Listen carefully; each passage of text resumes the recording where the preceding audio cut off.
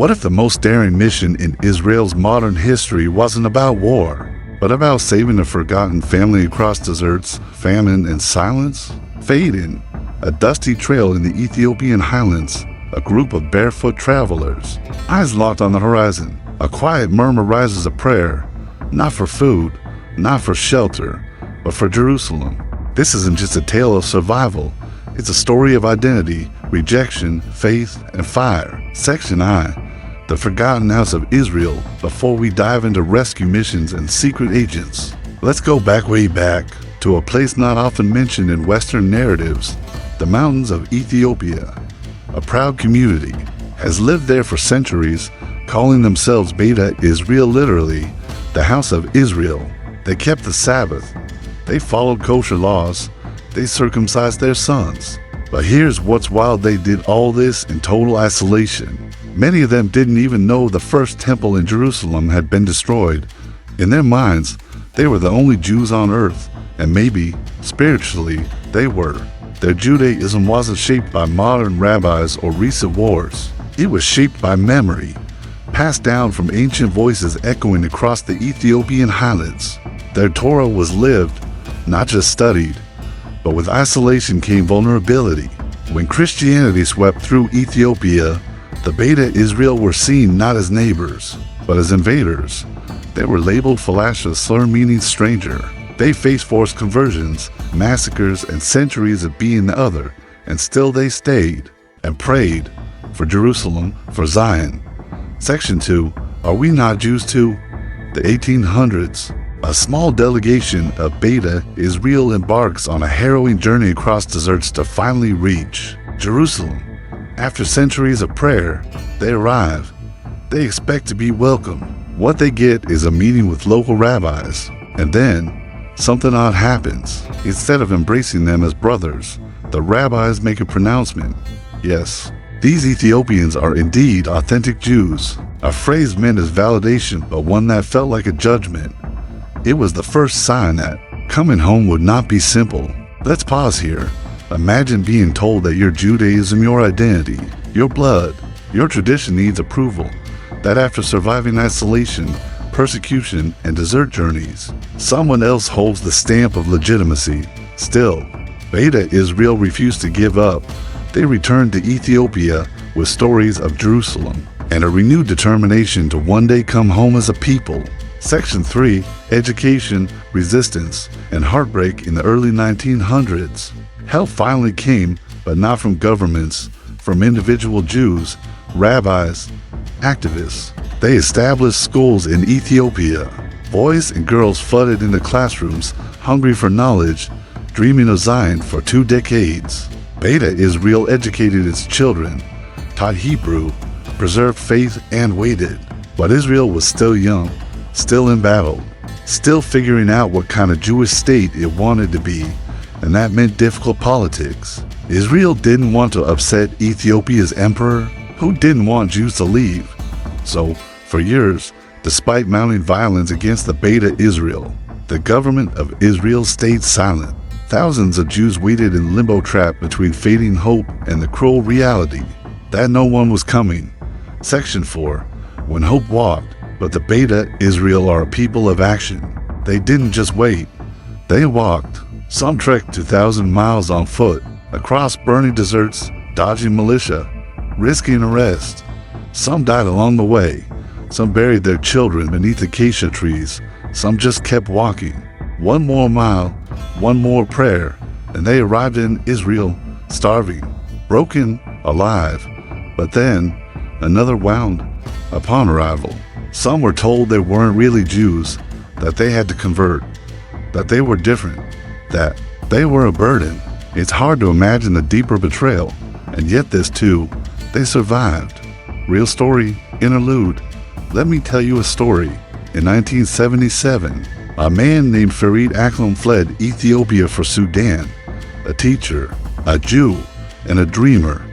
He carried no weapon, no map, just a mission to save his people. He reached out to Israel's Mossad. Together, they hatched a plan so wild, it sounds fictional: a secret diving resort on the Red Sea coast. staffed by Mossad agents posing as scuba instructors to smuggle Jews out of Sudan under the cover of night. Yes, that really happened. But it wasn't just spies. It was everyday Ethiopian Jews, teenagers, mothers, farmers walking for months through death, believing that somewhere out there, someone was listening, and they were right. So far, this story isn't about governments. It's not even about war. It's about faith that moves. Faith, about identity so deep it survives rejection. About a people who believe despite the silence. In part 2, we'll enter the shadows, the Mossad's high-risk operation, betrayals from allies, and the children left behind. You'll see how the Ethiopian Jews didn't just arrive in Israel, they fought their way there, and how, even today, that struggle for acceptance continues. If you've ever felt like you didn't belong, or that your story didn't matter, this next chapter is for you.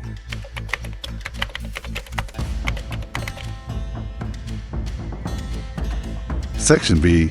The spy game begins. Let's talk espionage. In the early 1980s, thousands of Ethiopian Jews had made it to Sudan, but they were trapped in refugee camps, surrounded by famine, political instability, and the looming threat of violence.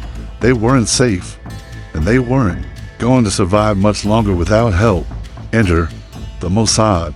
Now, when you think of the Mossad, you probably imagine high-level assassinations, secret agents in trench coats and bomb-level gadgets.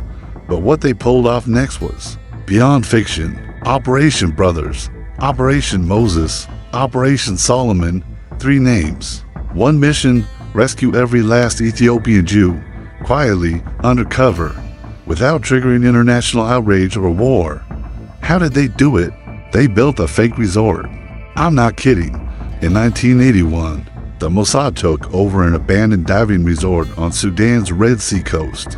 They turned it into a fully operational tourist destination, front desk, windsurfing equipment, snorkeling classes. European guests came and went, never suspecting that underneath the tiki bars and beach towels, Israeli spies were orchestrating nighttime missions. By night, the agents smuggled Ethiopian Jews out in rubber dinghies to waiting Navy ships. By day, they served cocktails and taught scuba diving. You can't make this up. Section VI. Not everyone got out, but even the most brilliant missions have limits. During one of the operations, the Sudanese government caught wind of what was happening. The resort was exposed. Some agents barely made it out alive, and worse, not everyone escaped. Thousands of Ethiopian Jews were left behind in the camps. Some had been promised freedom and were now abandoned. Families were torn apart. Children separated from mothers. Elders who couldn't walk were left in tents to wait and pray. Imagine being a father who watches one child leave for Israel, never knowing if he'll see her again. Imagine being that child born in a plane in the middle of the night, surrounded by strangers, flying toward a land you've only heard about in whispered prayers. That's the kind of heartbreak no rescue mission can erase. Real story. Interlude. Let me share something personal. I once met a man named Joseph in Tel Aviv. He was born in Ethiopia and came to Israel during Operation Solomon in 1991. He was 7 years old when his family was told, "Pack your things, you're going home." They walked at night. No food, no water, just the word, Jerusalem. But when they arrived in Israel, everything changed. His family was placed in a temporary shelter. He didn't speak Hebrew. Kids laughed at his clothes. Teachers assumed he wasn't smart. His mother cried every night. But Joseph didn't break. He studied. He learned the language. Today, he's a doctor, and he told me this. They said we didn't belong, but we knew we were already home. The rest was just waiting for them to see it too. That's the power of belief. That's the kind of resilience that outlives rejection. Section 7. The struggle didn't end in Israel. Here is the part most people don't talk about. What happened after the planes landed? You'd think arriving in a land of milk and honey would be the end of the story. But for Beta Israel, it was just another beginning. They were placed in remote towns, often segregated from other Israeli communities. Many faced racism, systemic barriers, and outright hostility. Some rabbis questioned their Jewishness again, demanding conversions or proof of lineage. Even today, Ethiopian Israelis are overrepresented in prisons and underrepresented in politics. Their unemployment rates are higher. Their voices are still too often ignored, and yet they continue to serve in the IDF, to build communities, to fight for justice, to hold on to faith. This isn't just a historical tragedy, it's a living legacy. Section 8. Prophets in disguise. Let me ask you something. What makes a prophet? Is it a voice from heaven? A burning bush? Or is it someone who, against all odds, reminds the people of their purpose? Because if that's the case, maybe the Beta Israel were prophets too. They reminded the Jewish world that Judaism isn't just Talmud and philosophy. It's rhythm, it's dance, it's fasting in the mountains. It's wrapping your story around your children like a prayer shawl. They reminded Israel that being chosen doesn't mean being comfortable. It means answering the cry of your brothers even when it's inconvenient. And they reminded the world that exile doesn't end with geography, it ends with acceptance. We've followed a journey that began in biblical memory and ended on IDF helicopters flying through desert skies. But this story isn't over. In part 3, we'll uncover how the legacy of Beta Israel challenges the Jewish identity today. We'll look at the cultural revolution they sparked, the tensions they exposed, and the question they still ask. What does it really mean to come home?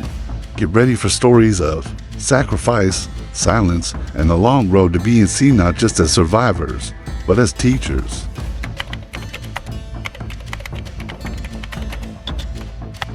Section X. What it means to come home. Coming home sounds like a warm phrase, doesn't it? But for many Ethiopian Jews, Beta Israel, that phrase was more complicated than comforting. They reached the land of their ancestors, yes, but instead of open arms, many found closed doors, confused stares, and a wall of unfamiliar customs. They weren't just immigrants, they were returnees. They brought with them not just bodies, but sacred traditions, different melodies, ancient fasts, and an understanding of Judaism that had never seen a Talmud. Their Torah wasn't a book, it was a way of walking, singing, planning, and grieving. They fasted not just on Yom Kippur, but also on Sigd, a holy day of yearning for Jerusalem. Ironically, when they finally arrived, many Israelis didn't even know what Sigd was. And maybe that's the tragedy. When you dreamed of home for 2,000 years and finally arrive, only to feel like a guest. Section X. The power dynamics of identity. Let's be honest. This story is not just about faith, it's about power. Who gets to define what counts as Jewish? Who holds the microphone in a nation of returnees? In Israel, the religious establishment is largely dominated by Ashkenazi institutions. That means Ethiopian Jews often had to prove themselves again, not because they didn't believe, but because their version of belief didn't match the rabbinic mainstream. There's a scene that plays out too often. A young Ethiopian boy, fluent in Hebrew, serving proudly in the IDF, is still asked whether his Jewishness is valid. That's not a question. That's a wound. Real story. Interlude. A woman named Almaz once shared her experience on a panel I attended. She said, "When I walk into synagogue, people smile at me. But it's the smile that asks, do you know how to read Hebrew? Do you really understand this service? I've been reciting Psalms since I was 6. My grandmother taught me. We didn't have siddurim, we had memory and rhythm. But still, I'm asked to prove I belong." That stuck with me, because sometimes prejudice doesn't scream. It whispers. It shows up in assumptions, in lower expectations, in polite exclusions. Section She. From survival to influence. But here is the beauty of the Beta Israel story. They didn't stop at survival.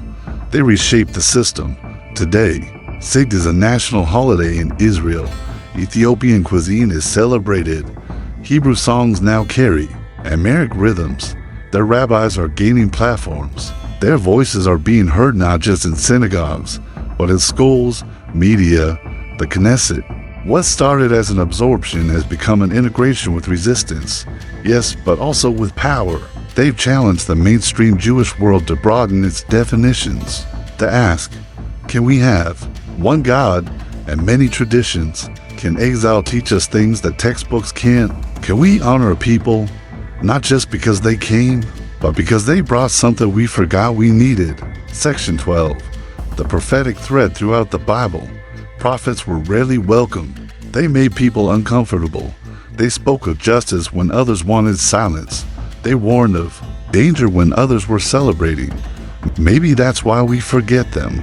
And maybe that's why the story of Beta Israel was ignored for so long. Because they, too, carried a prophetic discomfort. They exposed a blind spot in modern Judaism, the idea that Jewish can only look or sound one way.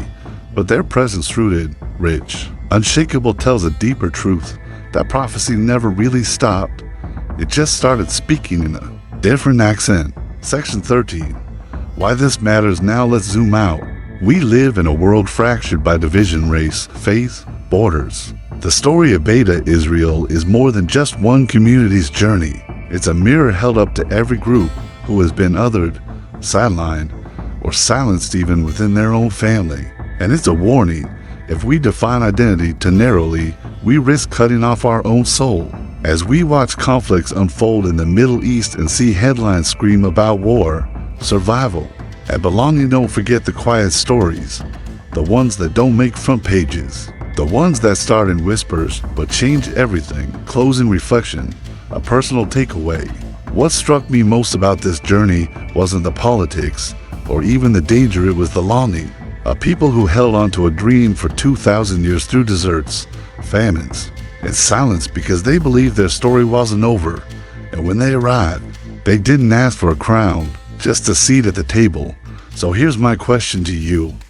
Who are we overlooking today? Who's at the edge of the circle waiting to be invited in? Because the moment we stop listening to stories like these is the moment we forget why storytelling matters. And if this story moved you even just a little, hit that like button, subscribe, and share this video. In the next episode, we'll explore how ancient Jewish prophecy collides with modern politics in Israel, and what it means for the future of faith, identity, and truth. Let's keep asking hard questions.